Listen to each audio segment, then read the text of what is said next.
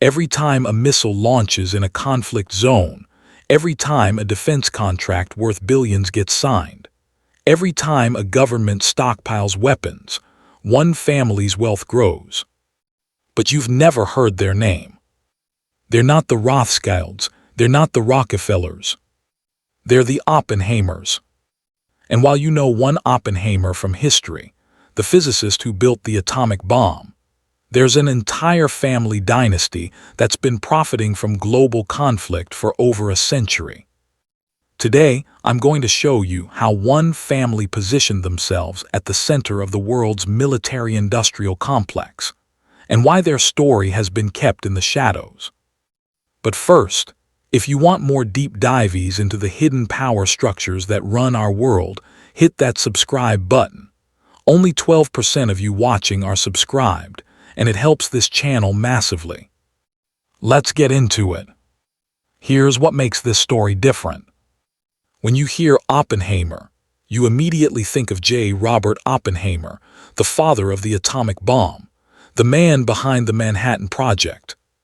But here's the twist. He's not part of this family.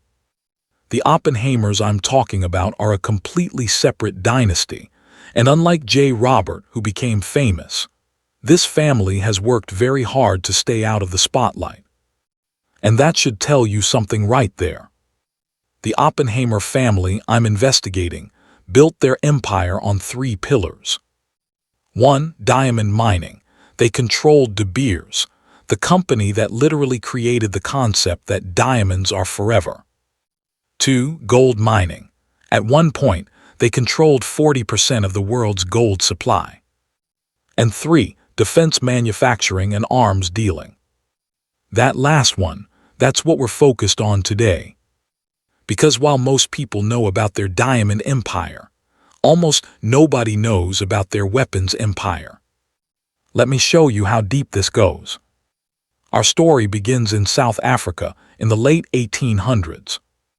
Ernest Oppenheimer arrives as a young man and immediately sees an opportunity. This is during the diamond rush, and everyone's scrambling for wealth. But Ernest is different. He doesn't just want to find diamonds. He wants to control who can sell them, how much they cost, and where they go. By 1917, he's founded Anglo-American Corporation. By 1929, he controls De Beers. And here's the critical detail most people miss. Ernest didn't just want to control resources. He wanted to control the industries that depend on those resources. Think about what's needed for war.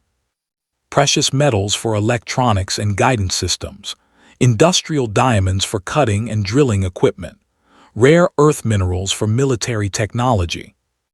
The Oppenheimers positioned themselves at the source.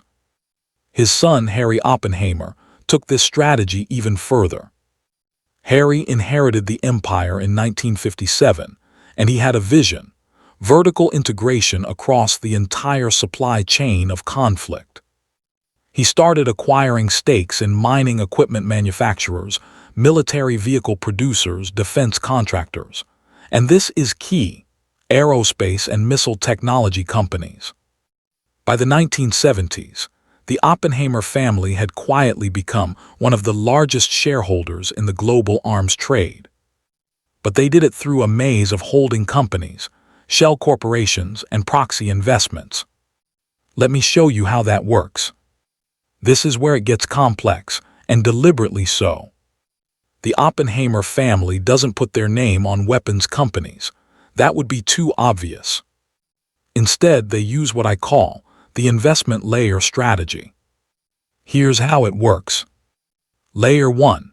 The family controls a central holding company, Anglo-American or their private family trusts. Layer 2. That holding company owns shares in investment firms and private equity groups. Layer 3. Those firms invest in defense contractors like BAE Systems, Lockheed Martin suppliers, and European arms manufacturers. So when you trace the money, you find Oppenheimer fingerprints everywhere, but their name nowhere. Let me give you specific examples.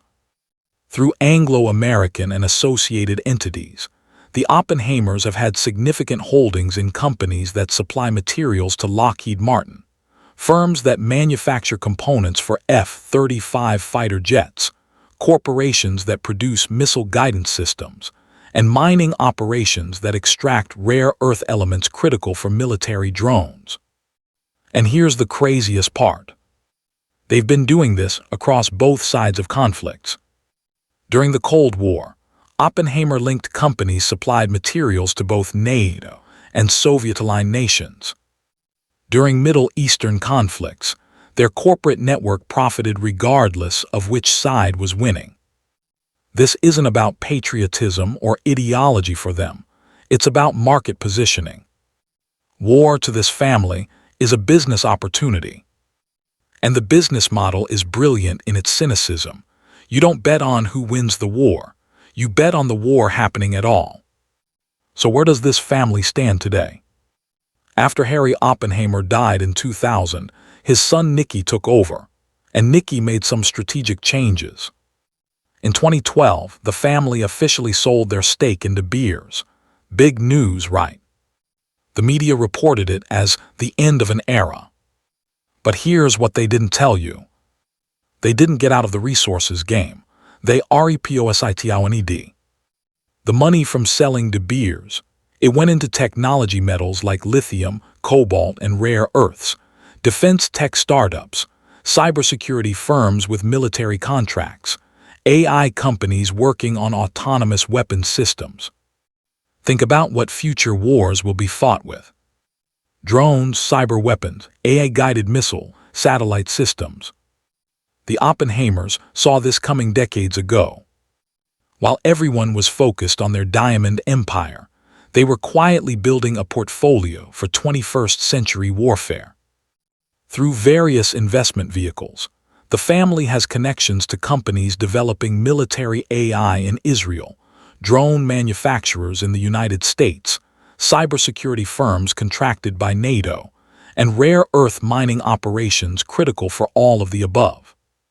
And just like their grandfather Ernest, they're not controlling the companies directly.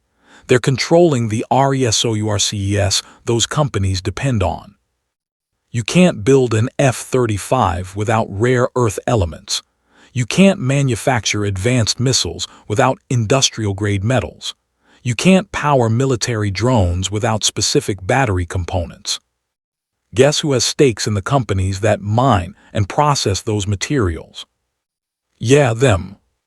Okay, so here's the question you're probably asking. If this is true, why isn't this common knowledge? Reason 1, complexity. The corporate structure is deliberately maze-like. Even financial journalists have trouble tracking the connections through all the holding companies and trusts. Reason 2, philanthropy washing. The Oppenheimer family is heavily involved in charitable work. The Oppenheimer Memorial Trust, conservation efforts, educational programs. And don't get me wrong, those programs do real good, but they also create a public image that's very different from arms trade profiteers. Reason 3, media relationships. When your family controls resources that media companies need, when you're a major advertiser, when you sit on boards with media executives, you have influence over what gets covered and what doesn't. I searched major newspapers for investigative pieces on the Oppenheimer family's defense connections. Guess how many in-depth investigations I found in the past decade? Almost none. Plenty about their diamond history, lots about their philanthropy. But the weapons connections, silence. And reason 4, it's technically legal. They're not breaking laws. They're using the same investment strategies that every billionaire family uses. The difference is just the product. Instead of investing in tech stocks or real estate, they're investing in the machinery of war. It's morally questionable, but it's not illegal. And that's exactly how they've operated for over 100 years, right at the edge of what society finds acceptable, but never quite crossing the line. Here's why this story matters beyond just one family. The Oppenheimers aren't unique. They're just one example of a larger system. There are dozens of families and corporations that profit from global instability. The Thysens in Germany, Bay Systems shareholders in the UK, American defense contractor dynasties. The Oppenheimers are just particularly good at staying hidden. But they all operate on the same principle. Conflict is profitable. Instability creates demand. And if you control the supply chain, you win regardless of who wins the war. So here's what I want you to think about. Is this just smart business?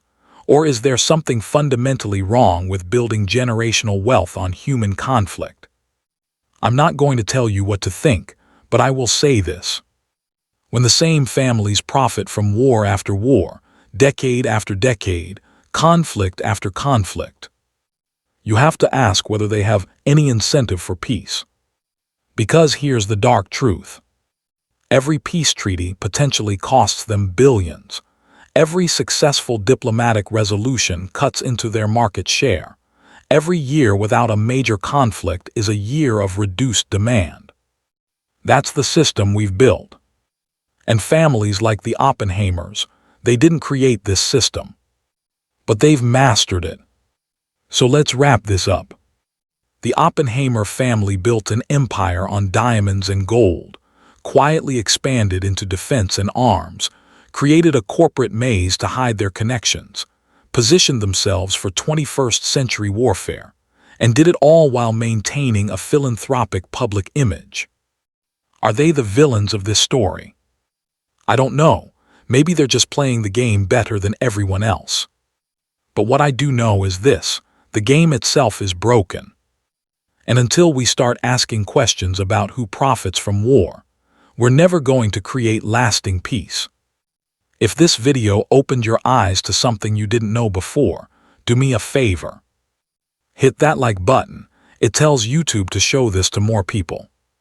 Subscribe if you want more investigations into hidden power structures. And drop a comment. Did you know about the Oppenheimer family before this? What other families or corporations should I investigate next? Next week, I'm looking into the families that control the world's water supply. And trust me, that story is even more shocking than this one. I'll see you then. Thanks for watching. Don't forget to check out these other videos, and I'll see you in the next one.